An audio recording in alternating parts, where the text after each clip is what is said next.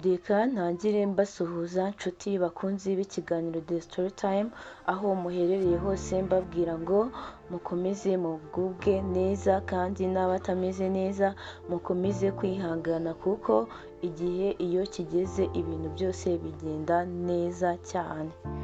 So aya ni ya masaha tukugezaho ikiganiro The Story Time. Ni ikiganiro utegurirwa ukagezwaho nanjye Despa cyangwa se Despacito, mukagikurikira kuri channel ya ni nk'uko bisanzwe official cyangwa se Despa. Aha yose ni amacano ugenda ugisangaho.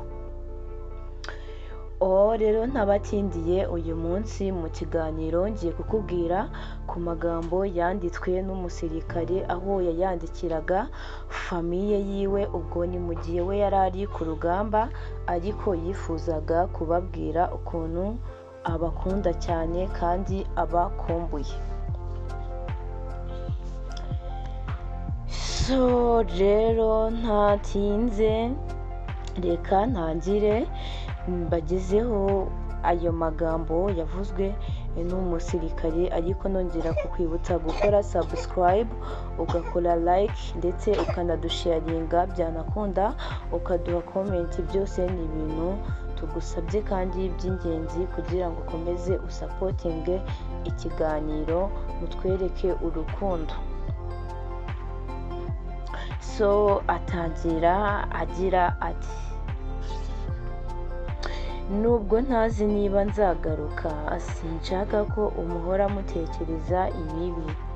Ndagiye n'icyubahiro kuko ndwanira igihugu cyanjye, kandi namwe murabizi urukundo mbakunda ni narwo nkundira igihugu cyanjye, kuko mpora nifuza ko mugira umutekano, mukaba ahantu heza mu gihugu gifite isuku ndetse n'amahoro, aho mutura nta kajagari, nta rusaku rw'ibibi rubahora mu matwi.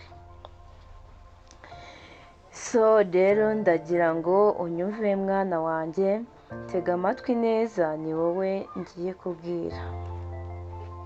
Sinzi niba uzongera kunyumva, ariko niba igihe cyanjye kigeze, uzamenye ko papa wawe yagendeye kurwanira ukuri ndetse n'amahoro. Uzamenye ko papa wawe yagukundaga cyane, yaraguteruye cyagiye uvuka, nubwo yari iminsi mike mwamaranye, ariko agahe mwamaranye gatoya karamushimishije cyane. Uzamenye ko papa yari umuntu w'intwari, ukunda umuryango wiwe, ndetse cyane cyane wowe mwana wanjye w'imfura, uzamenye ko nagukundaga cyane. Rero umuryango wanjye, ndabinginze mujye munsengera cyane, muntwaze mu mitima yanyu, ntimuzanyibagirwe. Aho muzajya hose muzajye mwibuka ko nanjye mbafite ku mutima, rero bibatere imbaraga zo kumva ko ndi kumwe namwe, kabone nubwo naba ntari hafi yanyu. Ubu turi mu misozi iyo mu majyaruguru, imbeho ni nyinshi, amajwi y'amasasu aratumenagura amatwi, ariko buri gihe iyo nshyize isasu ku mbunda, ntekereza ko ndimo kurwanira ukuri, nkatekereza ko ndimo kurwanira umuryango wanjye nkunda, bikampa icyizere n'umutuzo ndetse n'imbaraga zo gukomeza kurwana. Nabuze ibitotsi, nabuze amahoro yo mu mutima, ariko sinabuze urukundo mbakunda. Mumbabarire ntashoboye guhamagara cyangwa se ntashoboye kubazanira za gift ngo nze duseke dusangire twishimye, ariko buri munsi nubwo ibyo bitaba, gusa mba mbafite ku mutima, kandi mba nifuza kubabwira cyane ko mbakunda. Mba nifuza kubabwira ko mbakunda n'umutima wanjye wose, ko nta cyabandutira. Niba ubutumwa bwanjye bubagezeho rero, muzamenye ko umutima wanjye wose ari uwanyu, umuryango wanjye. Aho mwasigaye ndahakumbuye cyane, nifuza kubana namwe, nifuza kuba ndi kumwe namwe, ariko nyine ntabwo bikunda, nta nubwo ari ukubirengagiza, ahubwo ni uko nyine mfite icyo ndimo kurwanira kandi ntewe ishema nacyo. So igihe kizagera mwicare mwumve murankumbuye namwe, ariko ntimuzarire, mugore wanjye ndakwinginze uzakomeze umwana wacu, mbese umuhumurize, ujye umurema agatima kandi uzamutoze gukurana urukundo nk'urwa papa wiwe, umutoze kugira umurava n'imbaraga mu byo azakora byose, azabe icyitegererezo mu bandi bana.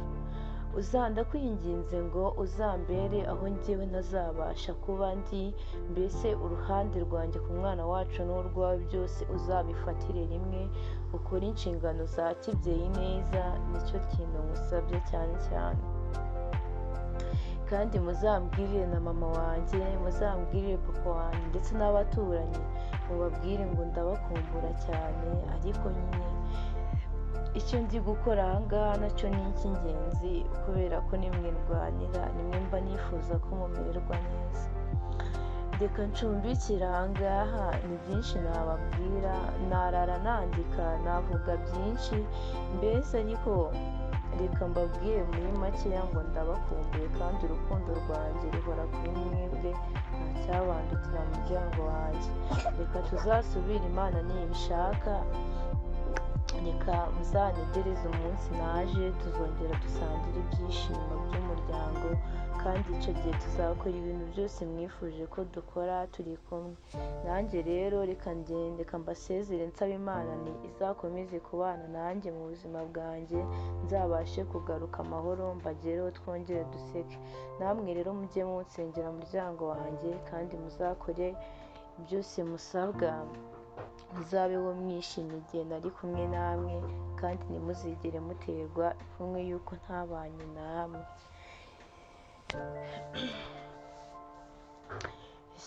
Rero ayo ni amwe mu magambo twari tugufitiye, aho yavuzwe n'umusirikare wari uri ku rugamba. Birumvikana ko yari akumbuye umuryango we cyane cyane, biramurenga, agafata urupapuro n'ikaramu akabandikira, nyine ababwira ukuntu yabakundaga.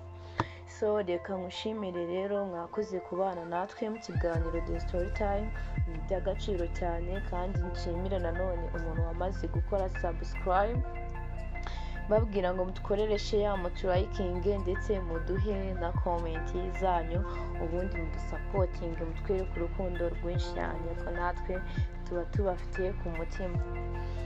Kandi nanone mbabwira ko kwa Tech niwe ushobora kugukorera telefone yawe mu gihe ifite ikibazo, mbese reka mvuge ko ari muganga w'amatelefone.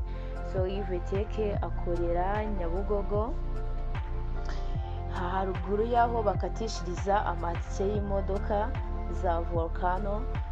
Ku bindi bisobanuro cyangwa se umushaka wamuhamagara kuri 0789 175 subiremo, nimero ni 0789